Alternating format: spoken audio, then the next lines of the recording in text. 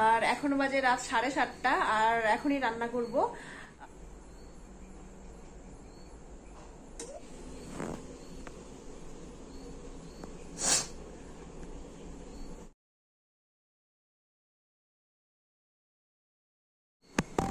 তো hello friend, welcome back to my channel Abhirupa. তোমাদের এই চ্যানেলে সবাইকে অনেক অনেক স্বাগত। আশা করি তোমরা সবাই অনেক ভালো আছো আর আমরাও বিন্দাস আছি, কারণ এখন একটু শরীরটা হালকা ভালো হয়েছে।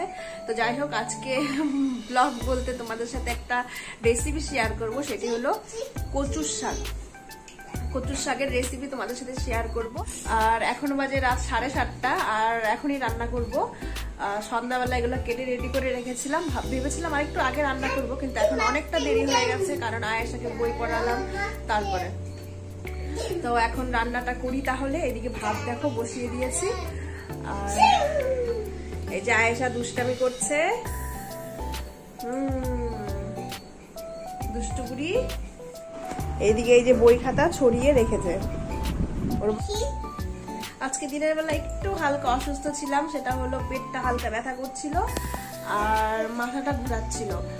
আর আজকে ঘুমাতেও পারিনি দুপুরবেলা, যার কারণে শরীরটা একটু অসুস্থ ছিল। দুপুরবেলা ঘুমাতে পারতাম তাহলে ঠিক শরীরটা ভালো হতো, তাহলে মাথাটা ঘুরাতো না। তো এখনো অল্প অল্প মাথা ঘুরাচ্ছে, কিন্তু তারপরেও ভালো আছে। কারণ তো বন্ধুরা, এখানে নিয়ে নিয়েছি কচু, দেখো কেটে কেটে ধুয়ে রেখেছি। আর এখানে নিয়েছি ছোলা। ছোলাগুলো আগের থেকে ভেজিয়ে রেখেছিলাম। আর বন্ধুরা, এই রেসিপিতে লাগবে তোমার শুকনো লঙ্কা, তারপরে আমি এটা আমিষ করব, একটু রসুন দিব। এটা নিরামিষ হয়, তোমাদের অন্য আরেকটি ব্লগে দেখাবো কিভাবে নিরামিষ কচুর শাক রান্না করে। তো যাই হোক, তো এটা আমি একটু রসুন দিয়ে করব, রসুন জিরা বাটা দিয়ে। তো ঠিক আছে, এটার মধ্যে লাগবে রসুন, শুকনা লঙ্কা, কাঁচা লঙ্কা হলে ভালো হতো, আমার কাছে এখন বর্তমানে কাঁচা লঙ্কা নেই। তো যা আছে তাই দিয়ে রান্না করব।